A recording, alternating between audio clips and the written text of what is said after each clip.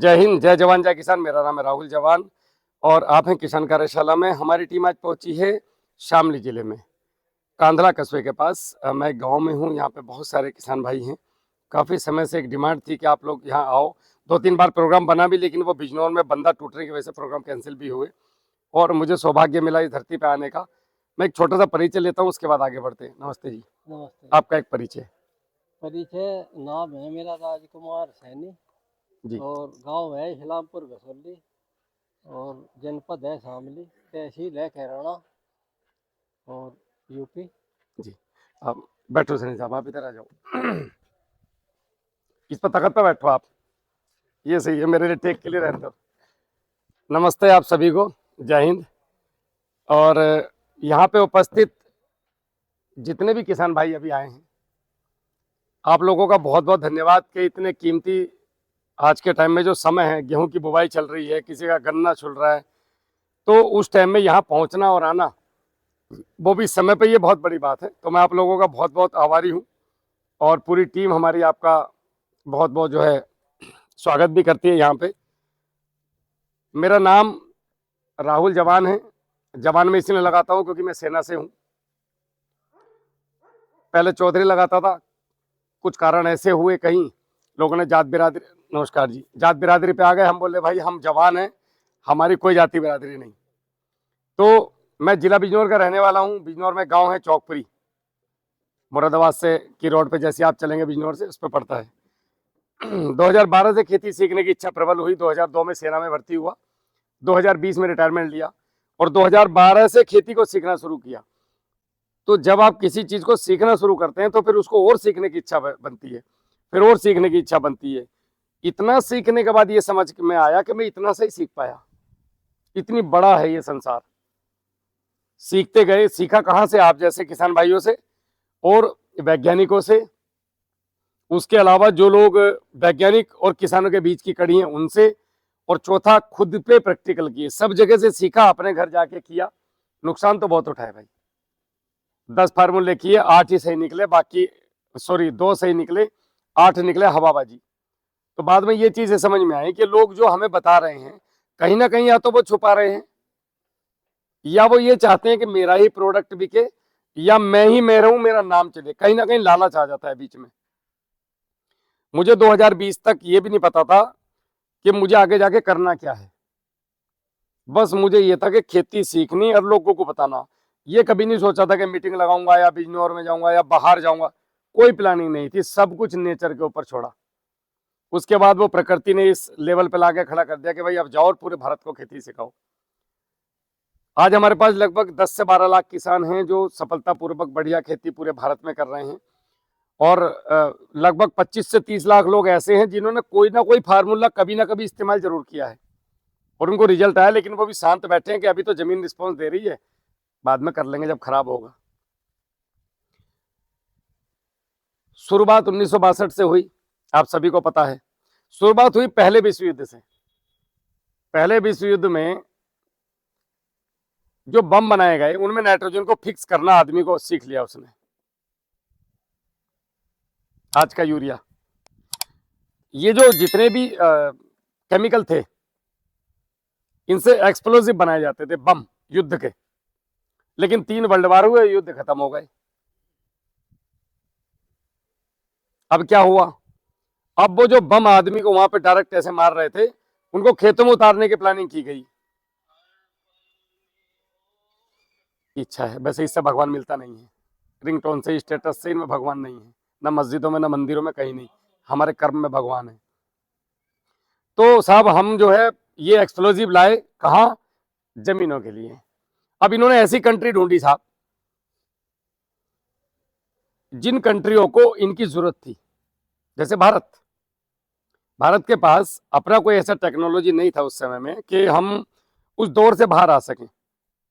जो भूखमरी का दौर यहाँ लाया गया, उस समय की जो कमेटी थी, उनके खुद वैज्ञानिकों ने ये माना है। आज हरित क्रांति की जो कमेटी के कई, आप अगर वीडियो देखें तो डॉक्टर प्रभाकर राव जो हरित क्रांति टीम के मेंबर थे, उन्होंने खुद ये माना है कि कहीं ना कहीं बहुत सारी गलतियां उसमें हुई हैं और हमें इतना लंबे रास्ते तक नहीं आना था। 5 साल 10 साल चल करके रुकने की व्यवस्था थी, मतलब एक व्यवस्था करनी थी कि भाई रुको,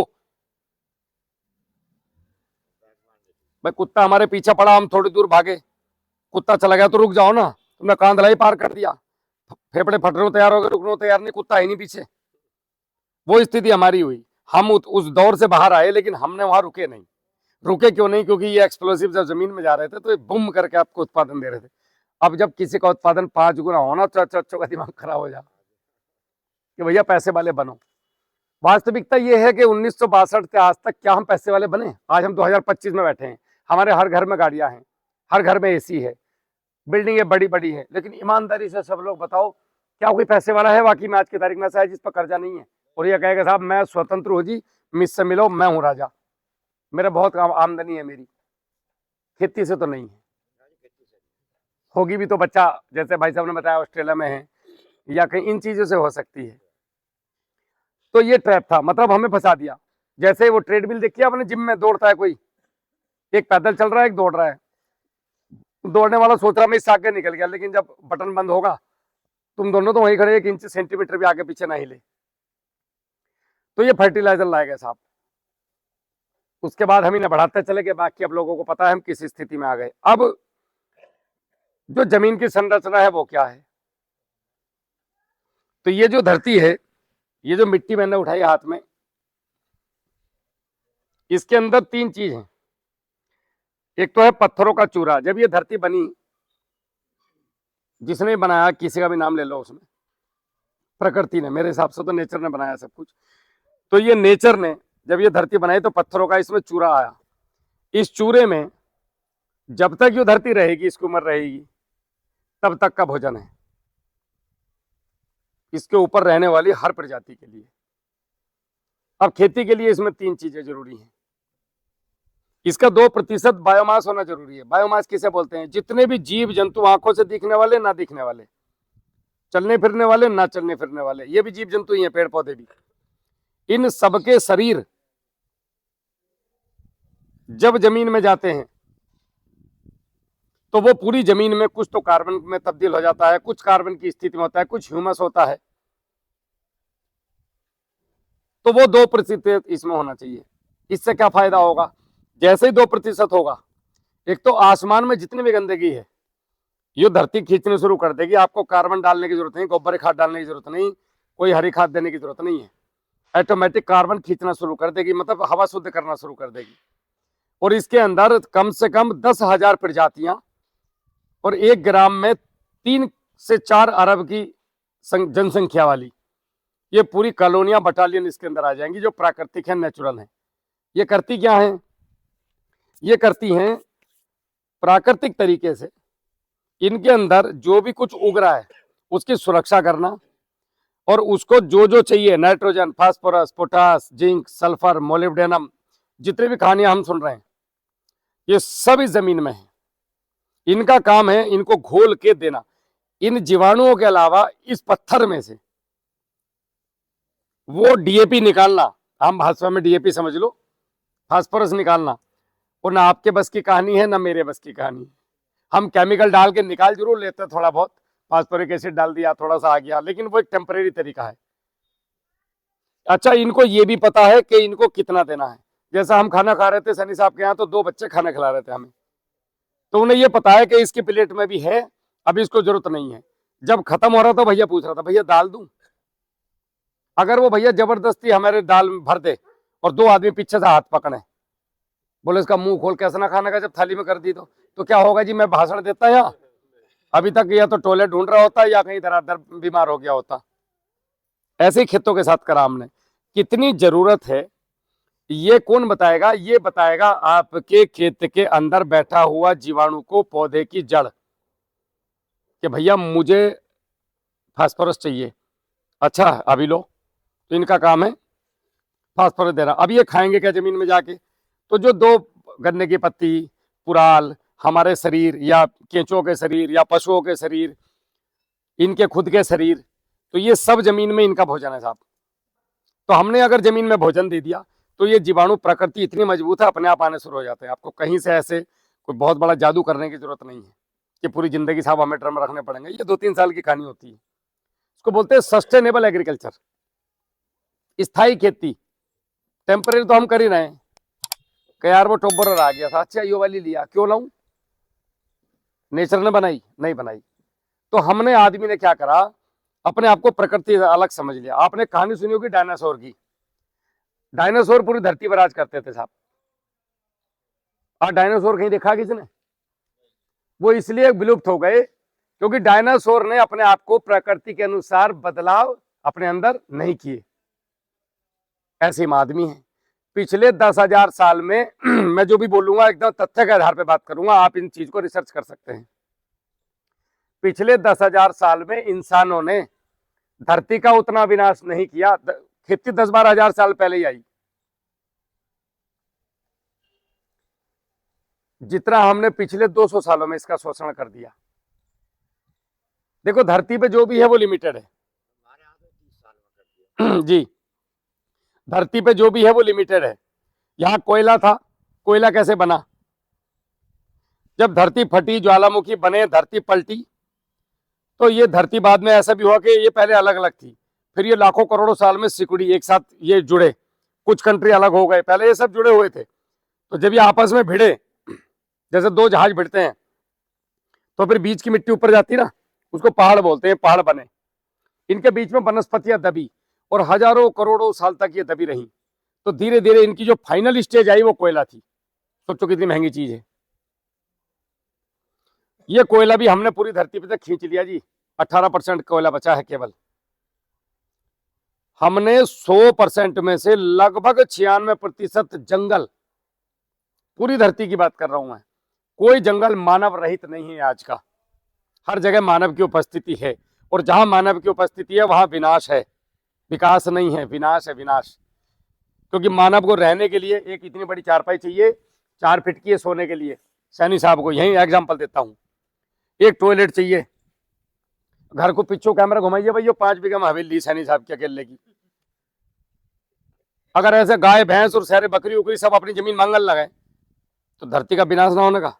हमने ही ना बांध लिया बाकी को, जिन्हें हम अपने से कम अकल समझते थे कि यो मुझे दूध देगी, यो मेरी भैंस इसमें चलेगा गाड़ी में।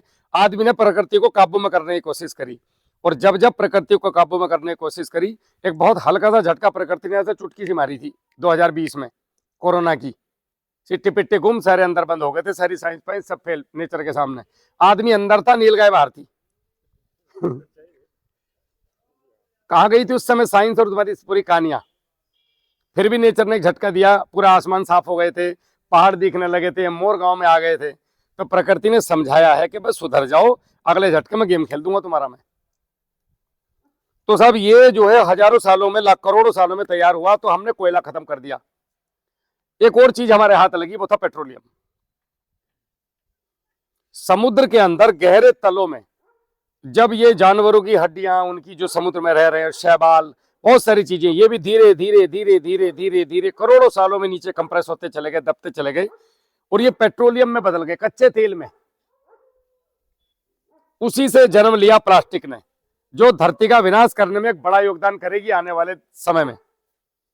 सबसे बड़ा रोल प्लास्टिक का होगा हमारी जिंदगी को बर्बाद करने में, सबसे बड़ा रोल। मजे की बात यह है कि प्रकृति ने प्लास्टिक नहीं बनाई, लोहा बनाया, जिंक बनाया, सबको आप खेत में लोहा की कील डाल दो, 5 साल बाद कील नहीं मिलने की। लेकिन प्लास्टिक डाल दो, 300 साल तक पड़ी रहेगी। क्यों? क्योंकि धरती पे अभी तक प्लास्टिक को डिकम्पोज करने का बैक्टीरिया कुदरत ने अपनी तरफ से बनाया नहीं। हो सकता है कुदरत तैयारी कर रही हो और बनने में भी 200-300 साल लग जा, तब तक हम इतनी प्लास्टिक यहां ले आएंगे कि वो डिकम्पोज ही नहीं होगी। एक दिन कहीं तो ये जाएगी साहब।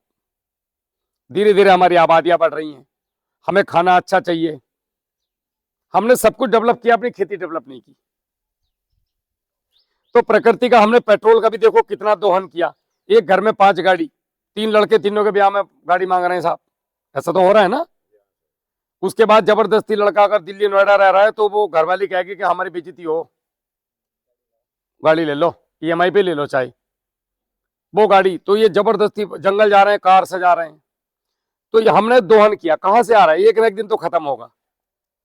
तो पेट्रोलियम भी हमने लगभग खत्म की स्थिति पे कर लिया। अब हम सोलर की तरफ आ गए, कहीं हम बैटरी की तरफ आ गए। तो बैटरी वाले में भी तो कम पोल्यूशन थोड़ी होता है, एक गाड़ी की बैटरी बनाने के लिए इतना पोल्यूशन है कि इतना तो डीजल गाड़ी पूरी जिंदगी में नहीं करती, ऐसा मैंने सुना है। सच है कि नहीं है मुझे नहीं पता। तो फिर फायदा क्या हुआ बनाने का? तो हमने जो धरती का वो धीरे धीरे धीरे धीरे खराब की स्थिति में आई। अब बात आ जाती है किसानों पे। प्राकृतिक रिसोर्स हमारे पास लगभग लगभग खत्म हो चुके हैं। अगले 70 से 200 साल, कोई देश 200 साल में बर्बाद होगा, कोई 70 में हो जाएगा। 70 से 200 साल के बीच में इस धरती पे, ये अगर मेरी वीडियो तब तक रही इस धरती पे, तो उस समय की जो जनसंख्या, जो भी उस समय के बच्चे होंगे जो मुझे देख रहे होंगे, तो वो जो है इस बात के साक्षात गवाह होंगे कि साहब ये बंदे ने कोई बात आके बताई थी अब से 200 साल पहले। ये जो धरती 10 करोड़ साल के लिए बनी थी, अगले 200 सालों में यहां से इंसान तो विलुप्त हो जाएगा गारंटेड। क्योंकि इंसान की एक कमजोरी है, वो बिना धरती में उगे हुए भोजन के जिंदा नहीं रह सकता, और कोई उसके पास सोर्स नहीं है। भाई अब कोई कहेगा मैं नॉनवेज खा लूंगा जी, तो वो भी तो पत्ते खा कर बढ़ रहा है, अगर उसे काटोगे भी तो वो आएगा कहां से? तो आदमी का जो जीवन है वो जमीन से है, और जमीन ही खराब हो गई तो हमारा हम कितने साल जिएंगे? भारत जैसा बड़ा देश, 150 करोड़ लोग यहाँ पे एक वक्त में खाना खाते हैं, और यहाँ 3.5 वक्त खाना खाया जाता है। कुछ लोग दोपहर में भी समोसे ठोकते हैं, है नहीं? शाम को बर्थडे पार्टियां होती हैं, सारा हिसाब जोड़ोगे तो 3.5 वक्त का खाना खाते हैं हम। 700 करोड़ आदमी यहाँ रोज खाना खा रहा है। तो ये 700 करोड़ लोगों का भोजन आएगा कहाँ से? अगर इसको विदेश से एक्सपोर्ट करेंगे, हम इंपोर्ट करेंगे, तो यहाँ तो गेहूं बिकेगा 2000 रुपये कुंटल, वो सॉरी किलो, वो संभव नहीं है। तो जैसे हमारा देश कृषि प्रधान देश है, कृषि प्रधान का मतलब ये होता है कि हमारे देश में मुख्य व्यवसाय है ये खेती, जिसे तुम खेती कहो, ये खेती नहीं है, ये बिजनेस है। भारत का मुख्य बिजनेस कृषि है, और दुनिया में कोई भी इतना मूर्ख नहीं है जो अपने धंधे पर लात मारता हो। मगर हमारे यहाँ किसानों से उनके खुद के जो मुख्य व्यवसाय है। अच्छा एक बात बताओ, गद्दार किसको कहोगे? गद्दार वो होता है जो हमारे देश की तरफ गलत निगाह डाले, है नहीं? हमारे देश की एक ऐसी व्यवस्था पे चोट करे जिससे हमारा देश चल रहा है, जिससे हमारा तिरंगा फहरा रहा है, तो वो आप उसे गद्दार कहोगे कि नहीं? है नहीं? और जो आदमी हमारी जमीन खराब करने पे तुले हुए और जो उसमें शामिल हैं, आज की तारीख में 95% किसानों को ये पता है कि मैं ये जो डाल रहा हूं इससे ये नुकसान है। उसके बाद भी डाल रहे हो तो अपने आप को किस श्रेणी में आप लेके आते हो? मेरी बातों को एक गिलास ठंडा पानी पीकर सोचना, उसी श्रेणी में आओगे जिसका नाम लिया था अभी। देश के साथ गद्दारी, ये बीमार इसलिए है, ये देश के साथ गद्दारी है, धरती खराब करना अपनी। ये खूबसूरती हमारी धरती है। अब बात आती है कि साहब खराब तो ये हो गई। खराब का मतलब है कि हमारा जो ये 2% था, ये 0.35 पे आ गया। 2 तो बहुत बड़ी बात हो गई, 0.35 पे आ गया। तो इसमें बैक्टीरिया भी उतने से ही हैं। तो ये उतने से बैक्टीरिया इतना भोजन नहीं दे पाने के इस पौधे को, तो हमने बाहर से लाना देना शुरू कर दिया। मेरी बात समझ पा रहे हैं या थोड़ा स्लो बोलूं? तो हमने बाहर से लाना शुरू कर दिया। अब वो बाहर वाला इतना महंगा पड़ गया कि इस पेड़ को पालने में हमारी कांच उतर गई। तो हमारे पास एक ही रास्ता है इस दुनिया को बचाने का, केवल किसान इस धरती को बचा सकता है और कोई नहीं। ऐसा क्यों? ताऊ जी को उठाओ, उस समय पूछ रहे थे सवाल, अभी सो रहे हैं। तो किसान धरती को इसलिए बचा सकता है। एक मिनट ताऊ जी, कीड़ों का भी करूंगा। अब आँख खोल लोगे तो कीड़ा भी समझ में आप करनी, तो पता नहीं चलने जी जी जी। तो ऊपर से सुनो, हम लोगों ने, ताऊ जी मैं एक एक चीज का जवाब दूंगा, आप बिल्कुल टेंशन मत लो, कतई एक एक चीज क्लियर करके जाऊंगा आपकी। कहाँ थे हम? कार्बन पे थे। देखो ऐसे भटक जाता है माहौल। तो कार्बन जो हमारा था वो 0.35 पे आ गया। हमें करना ये है कि अगर हम इस कार्बन को बढ़ा लें, कार्बन कैसे बढ़ेगा वो भी बताऊंगा। इस कार्बन को अगर बढ़ा लें तो एक तो ऊपर की गंदगी हम सोख लेंगे, तो हमारी बर्बादी रुक सकती है, और हमारी आने वाली संतानें, आपका पोते का पोता भी इस शामली में रह के खाना खा सकता है, वरना तो तीसरी पीढ़ी सपा। जैसे जैसे जमीन की उर्वरक शक्ति कम हो रही है, आदमी की उर्वरक शक्ति कम हो रही है। अब आदमी 40 साल में बुढ़ा हो रहा है, पहले 70 में बुढ़ा होया करा था, अब 40 में बुढ़ा। मैं गलत तो नहीं कह रहा? बालक नहीं हो रहे, ये भी कड़वा सच है। आधे ज्यादा लड़कों में कमी, आधे ज्यादा लड़कियों में कमी। इसका कारण फर्टिलिटी जमीन में नहीं है। शरीर में जो खा रहे हो ये कबाड़ है, इसमें जान तो है ही नहीं। नहीं तो किसान अब जंगल नहीं जा पा रहा, सांस फूल जाओ उसका 4 खेत घूम के। पहले बुढ़े लाठी ठाव चले जाते 10-10, 20-20 किलोमीटर जाके, सिर पर रखा तौलिया और हुकड़ी और ले लेते बाएं हाथ में, छोटी वाली एक मलट, अजी कूदते चले जाते। 10 किलोमीटर सांग पे खड़ जाते हैं। हाँ, तो साहब कहानी ये है जो आज हम जिस स्थिति में आके फंसे कि जमीन हमारी एकदम मरने की तरफ है। अगर हमने 0.20 आने से पहले पहले यानी कि अगले 5 से 10 साल के अंदर अंदर इस जमीन के ऊपर काम नहीं करा, यहाँ पे जितने भी लोग आ रहे हैं वो बच्चे के ऊपर काम कर रहे हैं। सैनी साहब इस पेड़ में मेरा एक प्रोडक्ट डाल लो, ये पेड़ बढ़िया हो जाएगा। अब भाई सोच रहे हो, बता जमीन कैसे ठीक करें। माँ यो पेड़ माँ के साथ है। जैसे हम लोग पैदा होते ना तो हमारी माँ से हमें अलग कर दिया जाता नाल काट के, ये इसकी नाल नहीं कटती साहब। तो जो जैसे आपने देखा होगा, यानी बालक को अगर माँ को जुकाम है तो बालक को भी होगा, माँ को लेटरिन आ रही तो बालक को भी आएंगी। डॉक्टर बोलता अपना ख्याल रख।